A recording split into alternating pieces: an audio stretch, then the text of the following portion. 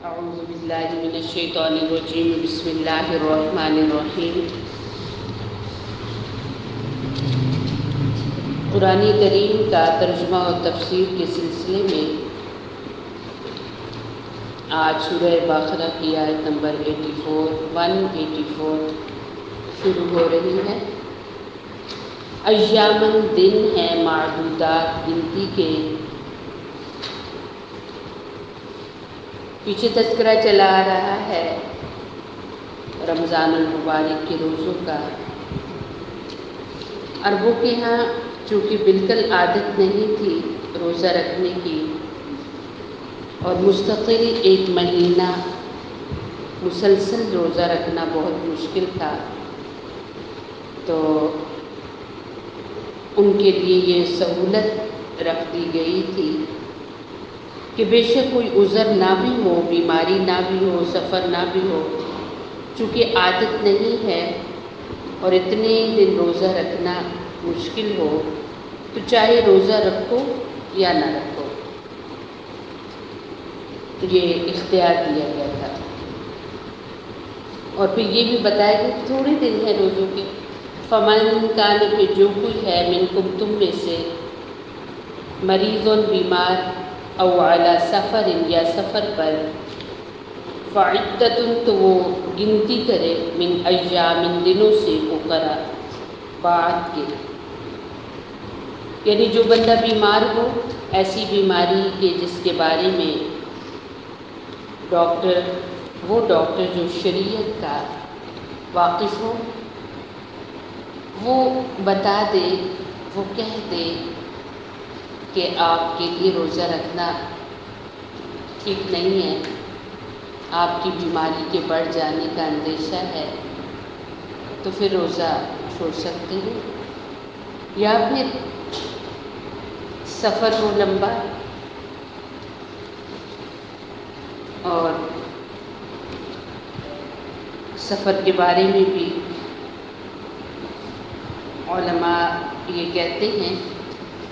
کہ وہ 3 منزلہ سفر ہو، 48 میل ہو، تو پھر یہ ہے کہ سفر کی وجہ سے بھی روزہ چھوڑا جا سکتا ہے۔ اور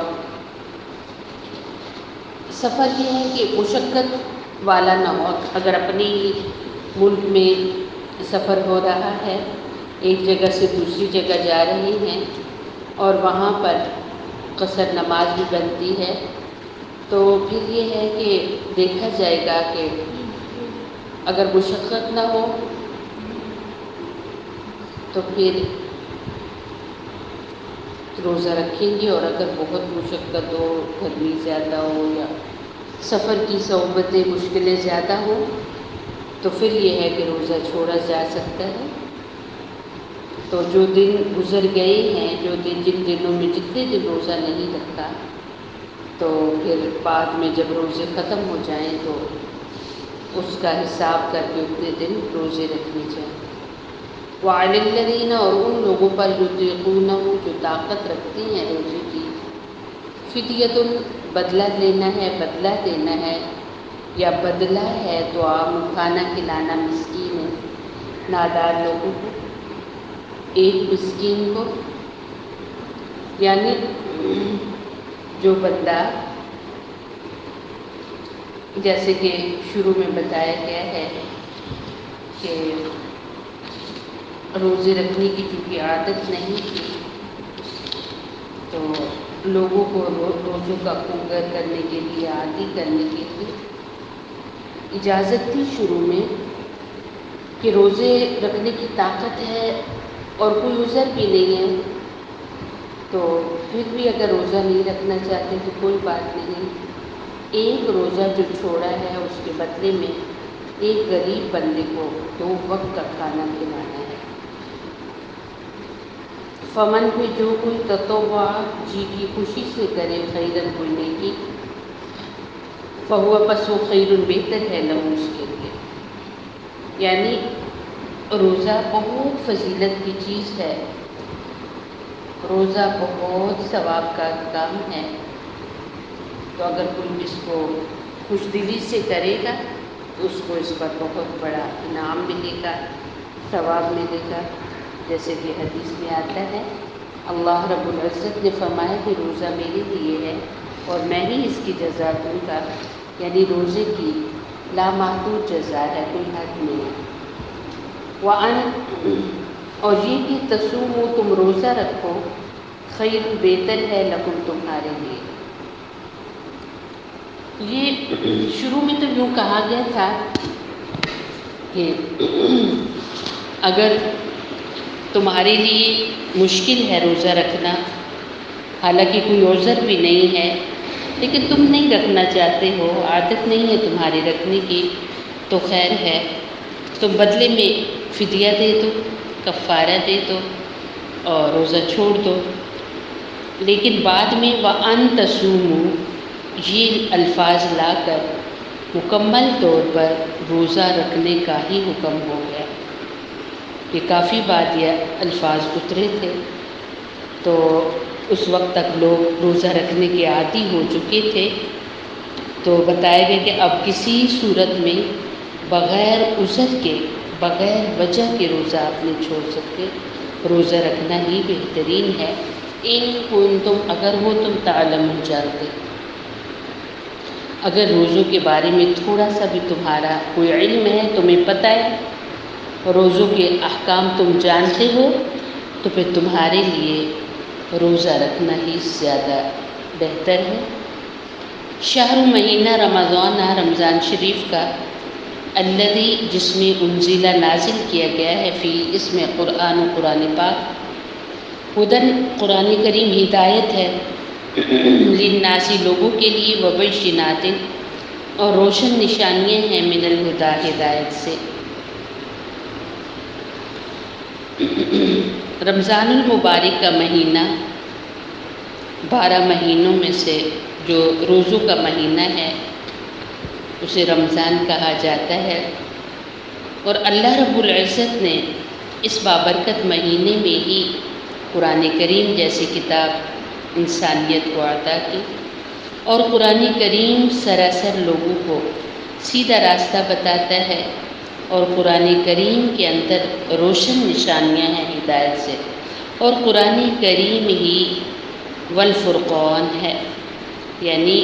حق اور باطل میں، صحیح اور غلط میں فرق کرنے والی کتاب ہے۔ فمن شاہدہ پہ جو کوئی پالے منکم تم میں سے الشہرا اس مہینے کو فلیصمہ پس چاہیے کہ وہ روزہ رکھے، یعنی جس کو رمضان المبارک مل جائے اسے چاہیے کہ ضرور روزہ رکھے۔ تو ان الفاظ سے بھی بلا عذر، بلا وجہ روزہ چھوڑنا منع کر دیا گیا ہے۔ حدیث پاک میں آتا ہے کہ کوئی انسان بغیر کسی وجہ کے رمضان کا ایک روزہ بھی اگر چھوڑے گا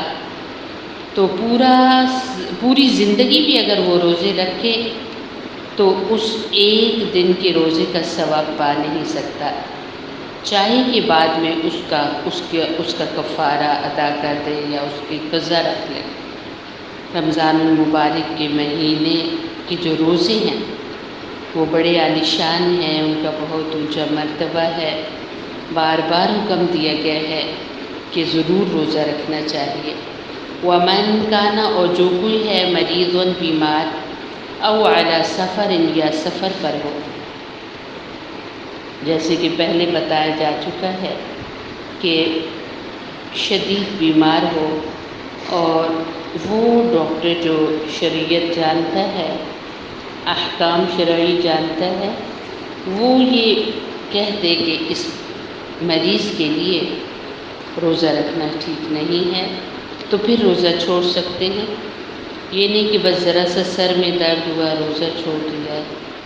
ذرا سا پیاس لگ گئی روزہ چھوڑ دیا، تھوڑا سا باہر سے گھوم پھر کے آئے تھکن محسوس ہوئی تو روزہ چھوڑ دیا، روزہ نہیں چھوڑ سکتے۔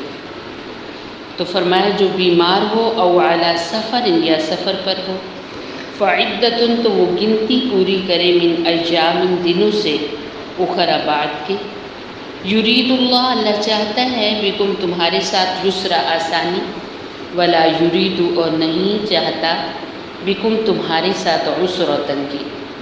اللہ رب العزت کی ذات کا مقصد تمہارے لیے سہولیات عطا کرنا ہے، نہ کہ مشکلات۔ تو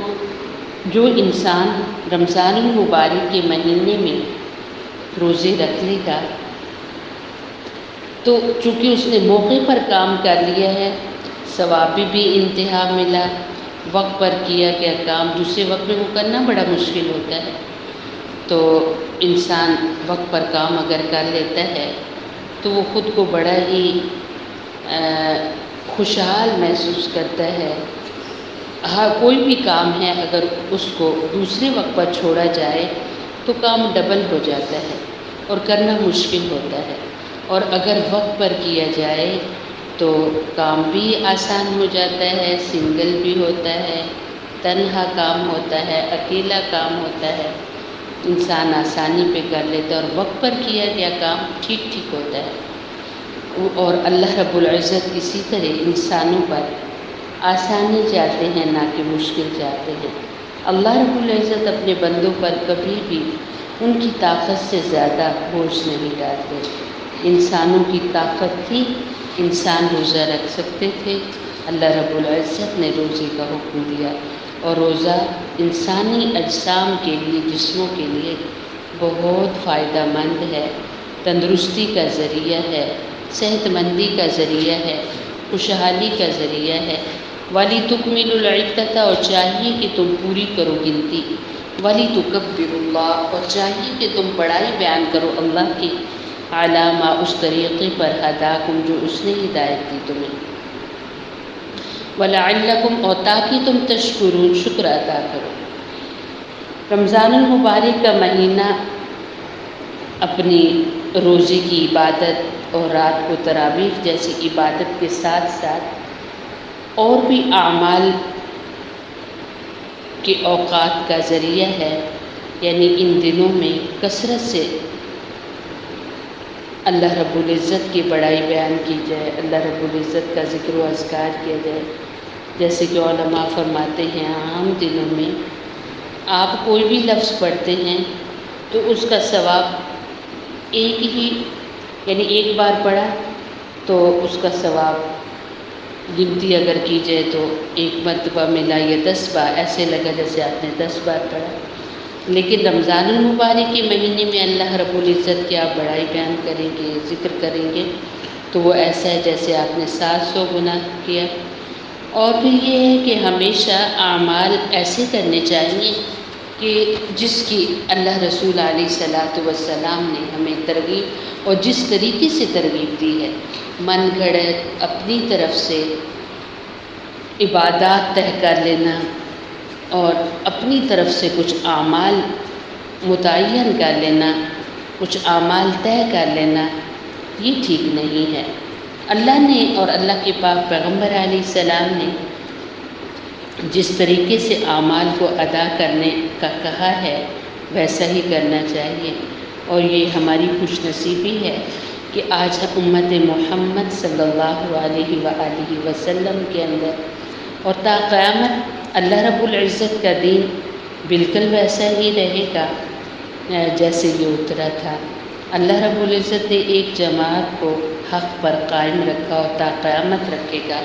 کہ جو دین اسلام کے احکام کو